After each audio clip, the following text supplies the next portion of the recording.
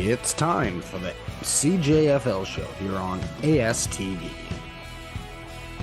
Here's our host, Joshua Griffith. Hello and welcome to the CJFL show here on ASTV. As you heard from the amazing voice of the Vancouver Whitecaps, Don Andrews, I am your host, Joshua Griffith, and I'm extremely happy to be here with you today for the first show covering all things Canadian junior football and British Columbia Football Conference in general. So, with today being our inaugural episode, I think it's best if we get into some history of the CJFL and some history about me to get all you viewers and listeners caught up with who your host is. Since I'm extremely narcissistic, you're going to see that right away in the shows. I'm going to start with me, of course.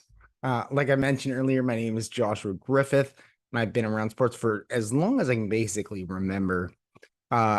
Was plunked in front of the television at an early age to watch the Blue Jays win the World Series in 1992 and 93 when I was 5.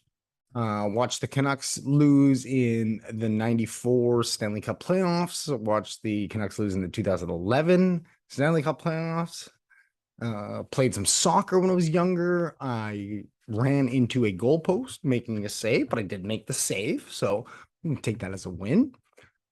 It was a little bit later that I got into football, around 11. First playing flag football, obviously in elementary school, and then got into junior football here in Nanaimo, British Columbia.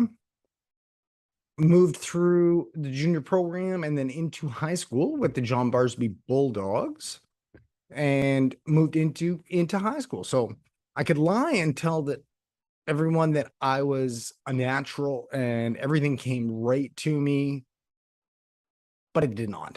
So I'm not going to start this relationship off with you like that. I was absolutely terrible to start my football career. I think I played like third string corner because no one passed at that time when you were like 11, and I wouldn't have been a liability. So I basically couldn't run fast, throw, catch, or tackle. So, if you know a little bit about football, those are some of the key elements that you need as a football player. So moving on in my football career, grade 9 was kind of my first year of high school. I wore the number 8 and was once again a glorious backup corner. However, by this point, I had grown a little bit and had started working out. So was able to move to wide receiver in grade 10 and switch my number to 80, only because there was no 81 available. Numbers were kind of a big deal to us in high school, as we would kind of assimilate it with our favorite players, and mine in high school was Torrey Holt. And since there was no number 81, I went with the next best Greatest Show on Turf member, Isaac Bruce. So that year I started to feature a bit more and actually made some catches, but it wasn't until my grade 11 season that at this point it was kind of thought that a future playing football and it could be a springboard into law school, which was something that I was thinking about at the time. Grade 11, I was one of the top receivers in BC high school football with over 700 yards and over 6 touchdowns. I think it was 7. I'm saying over 6 because I can't find the actual stats, because that's how of an ancient dinosaur I am. You can't find the stats on BC High School full website anymore. Humble brag, I was named as a conference all-star as a grade 11, and kind of motivated me is to accomplish more goals in football there. So I moved into the grade 12 season, and I was one of the top receivers in British Columbia. Side note, that is an opinion from me. So that year in grade 11, we were able to make it to the British Columbia Football Conference semifinals, where we were unfortunately destroyed by Sentinel 29-0. But it was an amazing experience as I got to play at BC Place and I got to beat Carl Kidd, just still highlight of my playing career. After that, we moved into grade 12. Again, was a predominant receiver for the John Barsby Bulldogs. We came up a little bit short. We lost in the quarterfinals that year. And then after getting numerous offers from universities, UBC, Queens, St. FX, Calgary Dinos, I decided to stay in Nanaimo and play for the Vancouver Island Raiders of the Canadian Junior Football League. And it was there that in 2006, I was able to be part of a national championship team with the likes of players like Andrew Harris. And after that, I moved away from football. I got into some other things. I worked at a grocery store for a bit. I stopped my law career because I found out that there was a very lucrative business in the grocery store. So for people who didn't know, people pay a lot of money for groceries. Actually, you probably do know now that you're seeing how much everybody is paying for groceries. But so I got into that. And then recently in the last 3 or 4 years, I got back into sports really big. I started writing for a couple different companies. I covered the Vancouver Whitecaps for Sports Talkline. And then this opportunity came up with ASTV to do a show about the Canadian Junior Football League. And I just thought, well, I love the Canadian Junior Football League. I love the CFL. I love watching football. I love watching the NFL in general. So this would be right up my alley. And also, too, from my playing days, I still have a lot of contacts in the league. One of the members of our 2006 national championship team is the current head coach of the Vancouver Island Raiders, Curtis Visa. So it was an easy olive branch for me to kind of make the transition. So weekly, I'm going to be bringing you up-to-date coverage of what's happening in the CJFL, but more importantly, the BC Football Conference. That's what the emphasis is going to be on in this show. We're going to do a little bit of other stuff about the Prairie Football Conference, obviously, and the Ontario Football Conference, as it's important to know what's going on with those teams as we move further along in the season and get to the national championship semifinals and finals. But that's what's kind of going to be happening, and that's a little bit about me. So now that we have that out of the way, let's give you a little history about the Canadian Junior Football League, if you're not familiar with it, because it's been around since 1883. And no, that isn't an error.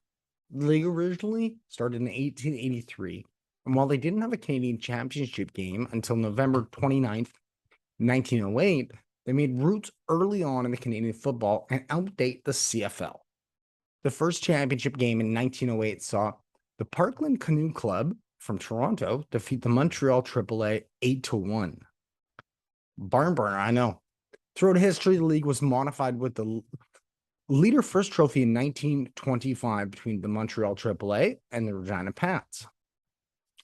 Things would step a bit more into what we see now in 1974, when Jerry Joint was elected the first commissioner of the league. We now currently have 18 teams competing across the 3 leagues that I mentioned and 5 provinces. And each year we see the division champs battle in the Canada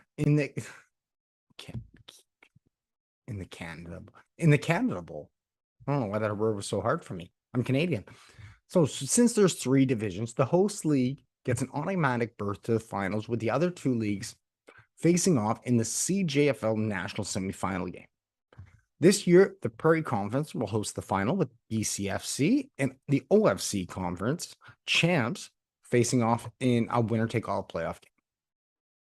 All right, so now that we have everything to know about me, we know everything about this Canadian Junior Football League, we're going to take a little short break here, and then we're going to get to First and 10. And that's the segment where I'm going to look at the British Columbia Football Conference and what happened this week.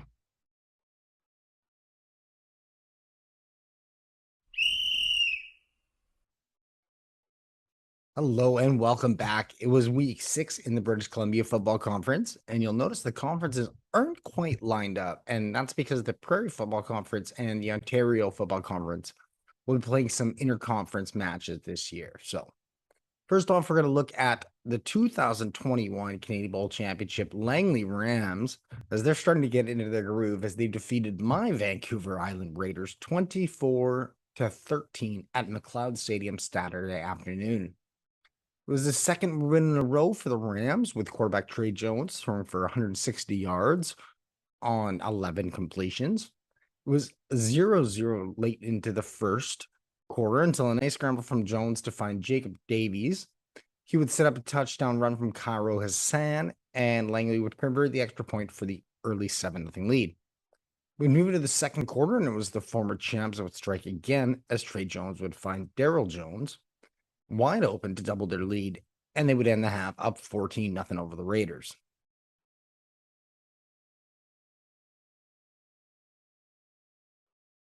Vancouver would get on the board with a second half field goal to make it 14-3, but it was clear they were very outmatched against the Rams.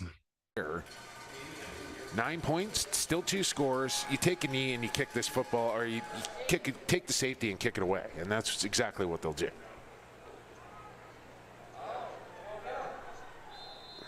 A little dancing around there for Uriah in the end zone.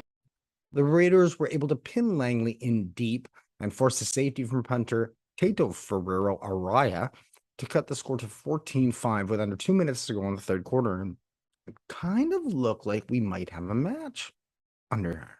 But the defenses would show up with both teams getting takeaways. The Raiders looked like they were in business after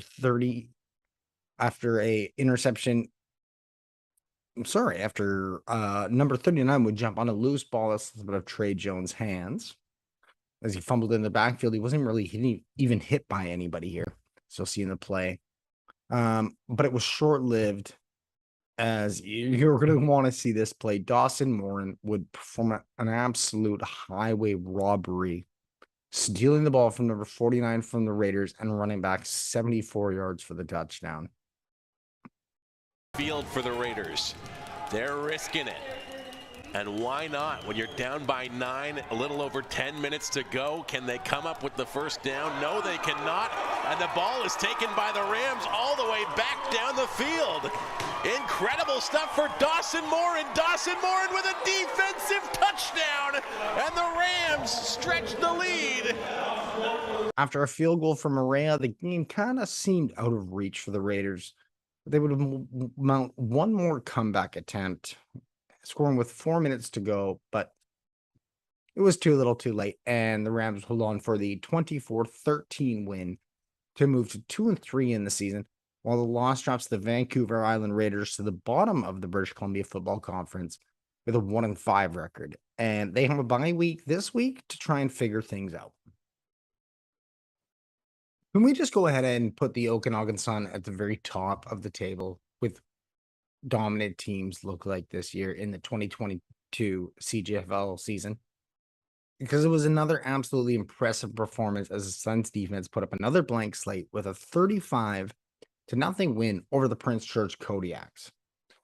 They would jump out to a 3-0 lead in the first quarter after a field goal by Liam Atwood before the Suns would force a punt from the Kodiaks, and 3-time now Special Teams Player of the Week, we're going to get to that in a little bit, Mike O'Shea Jr. would have a nice return, setting up Okanagan in the Prince George half. Suns would run it to 10-0 and keep the attack against Prince George. Mike O'Shea would make a difference once again. Get write down the name Mike O'Shea Jr. because it's going to be mentioned a lot on this show, judging by the play of that young man right now. Obviously, he's the son of CFL star Mike O'Shea, and he is making a difference. He did it again. He had a 54-yard return for Okanagan to give them a 16-0 lead. And the guy's doing everything. The Kodiaks would have by Oskowski, because that could have been a lot uglier than just getting smacked by Steve. Kodiak's back to punt. Mike O'Shea there to receive. O'Shea needs some room. He needs some blockers. Here he comes. Mike O'Shea's going to go wide right. Can he get the blockers? Mike O'Shea, look at that burst. Mike O'Shea for the third straight week. Punt return for a touchdown. Woo! kid gives me goosebumps. He's so impressive. When you watch the replay. Absolutely no space on defense as Tyler Going would blow past the O-line and record the sack for the Suns.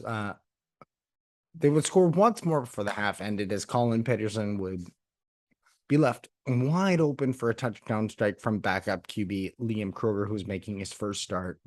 His body language, he knows it was a bad read by him, but the corners have to be a little disciplined in that scenario. When you're in a zone coverage like that, you've got short guys. You've got a will linebacker and a weak side halfback that can take care of those flats. That you don't need to make that your priority. Liam Kroger, who's making his first start. It was 32-0 at half, and that's really all we have to say about this one. And kicker Liam Atwood nailed another field goal later for the Suns. But it was basically a solid defensive performance all around from head coach Travis Miller and company to seal out a 35-0 victory. They remain 5-0 and undefeated in the BCFC, and they kind of sit atop a table in the CJFL Power Rankings that's put out every week by Ryan Waters, who writes for the Canadian Junior Football League. So. And of course, last but not least, in the British Columbia Football Conference was the Kamloops Broncos heading over to the island to take on the West Shore Rebels at Starlight Stadium in Langford, BC.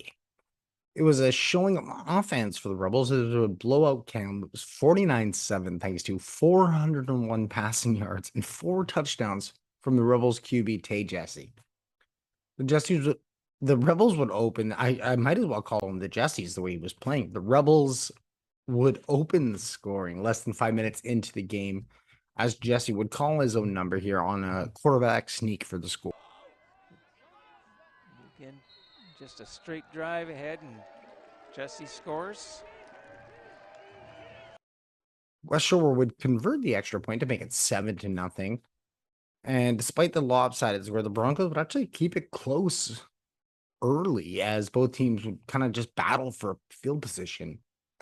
The Rebels would get a big passing play from Jesse to Zion Brown, and then the West Shore QB would find Ellie Nelms Horton in the end zone with just over 3 minutes left in the first quarter to double lead to 14-0 after the extra point. Tim looking to his right, down the middle to number 3, in for the touchdown. The Rebels wouldn't let up in the second quarter as they would extend their lead as Jesse would find Tyrell Berry for the Rebels. A bit of an overzealous celebration. We'll see him get flagged on the play, but yeah, as a former wide receiver, I don't mind those celebrations. So you keep doing you, Tyrell. Quarter on, they've been created a turnover this deep. Another pass. A beautiful pass. I didn't see who got that. It was number 18, Cairo Berry, that made that. The first half ran 21-0 as the Broncos looked a bit overmatched. Kamloops came back to open the second half as quarterback Reed Van Noten would find Caleb Sens on a third down gamble. It was a nice play by the Broncos as Van Noten rolled to his right and Sens leaped above everyone else from the Rebels to haul in the catch. So again, gonna give a shout out to all my wide receivers out there. So you make a nice play, you're gonna get a shout. Rolling out. Nobody open. Just throws it up. Oh, a beautiful catch for a touchdown. Wow, that got up in there. There was that number 88. Caleb Sens on that reception. The Rebels would add a rouge before the quarter ended to extend the lead to 22-7. And after what would be a long travel, Kamloops just kind of ran out of gas in the game, and West Shore would pile another 27 points. The score doesn't really do this game justice. It was a lot closer than the score indicates. You know, the Broncos were in it for most of the game, kept it close. Like I said, it was a lot of field position battles. Just some big plays by the Rebels. Another one was Zion Brown, who would add another touchdown, and he would basically cap off the 49-7 victory, moving the Rebels to 4-1 while the Broncos fall to 2-3. So the two teams will meet once again next week but this time it'll be at a Hillside Stadium in Kamloops. So maybe the Broncos will have the advantage with the West Shore Rebels being the ones having to make the long trek up to the interior. And with that, let's get to the second segment. Second and long and far away.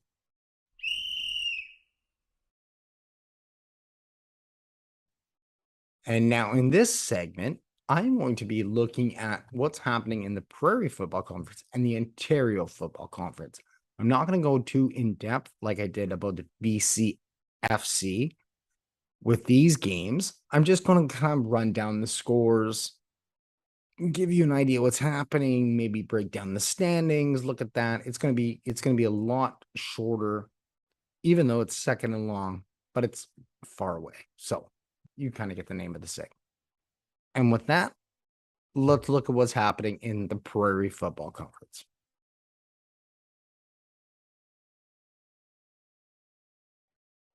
So the Winnipeg Rifles got their first win of the year with a 1916 victory over Saskatoon Hilltops.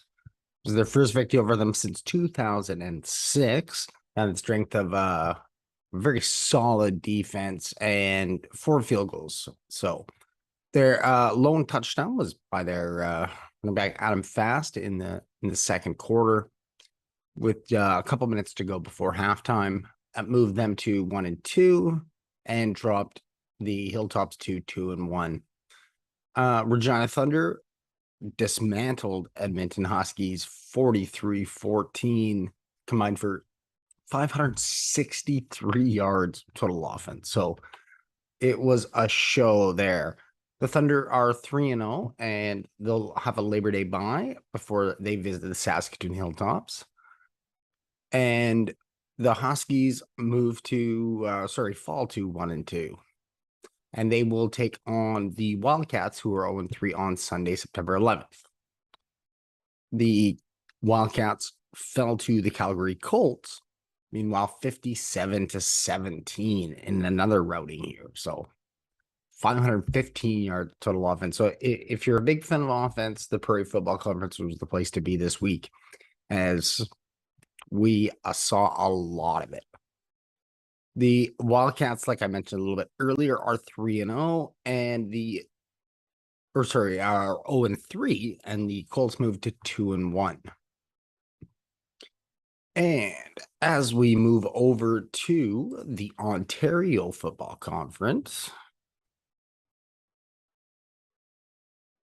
while Saturday saw the Ottawa Sooners defeat the Hamilton Hurricane 28-21 at Tim Hortons Field, before the other 4 teams faced off on Sunday, that saw the London Beefeaters win 43-7 over the Greater Toronto Area Grizzlies, and the St. Clair Saints beat the Quint Seahawks 50.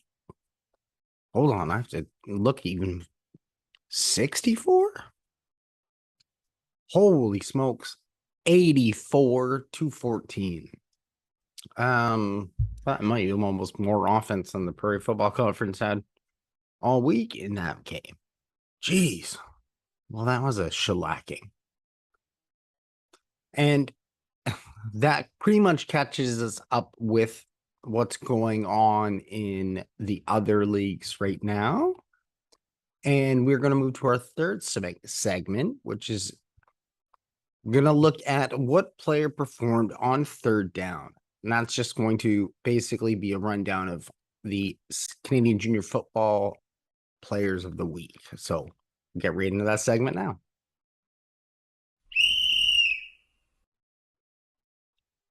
All right, so the offensive players of the week this week in week 6 of the Canadian Junior Football League, from the BC Conference, wide receiver Zion Brown from the West Shore Rebels.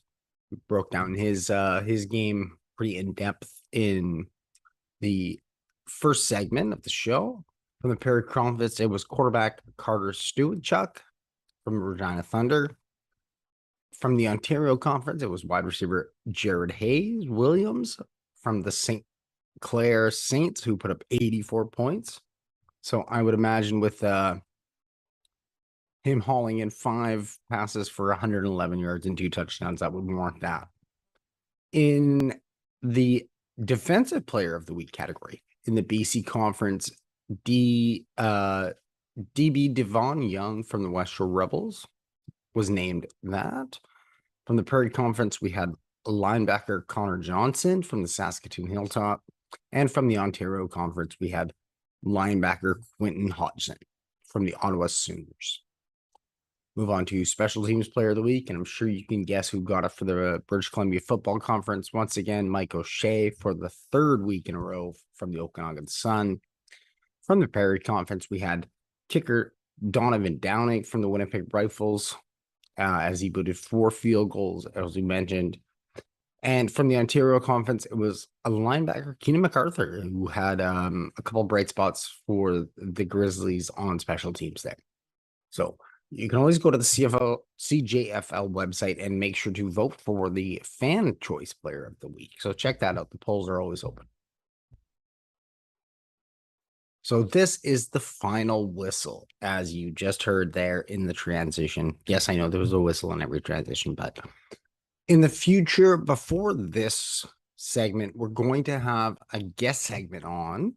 I don't have a name yet for that segment, but I'll think of something clever and witty and hopefully better than the other 3 segments' names. But that's what we're going to do in the future. But for this one, I thought it would be best just to let people get to know who I am, what ASTV is going to be offering and providing, and you can kind of just get a taste of what the show is going to be like in this little teaser here. Normally, the show is going to run for 1 hour. It's going to be on every Wednesday from 6 to 7 on basically all of the platforms that you stream anything on. So your Roku devices, all of that stuff, any of your streaming platforms on TV, or you can also find it on YouTube on the ASTV YouTube channel. So make sure to check that out. So I've been your host, Joshua Griffith. This has been the CJFL show. Thanks so much for tuning in. Until next week, enjoy some football, people.